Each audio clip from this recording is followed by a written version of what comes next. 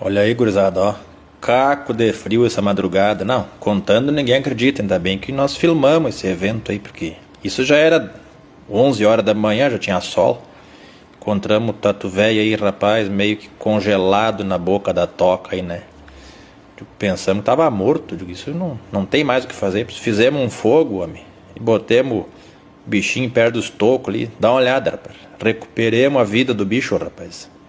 Não, isso só porque filmemos, porque isso aí, se o cara contar nas bodegas aí, nesses acampamentos aí, não é de acreditar, ninguém acredita, mas tá aí o vídeo.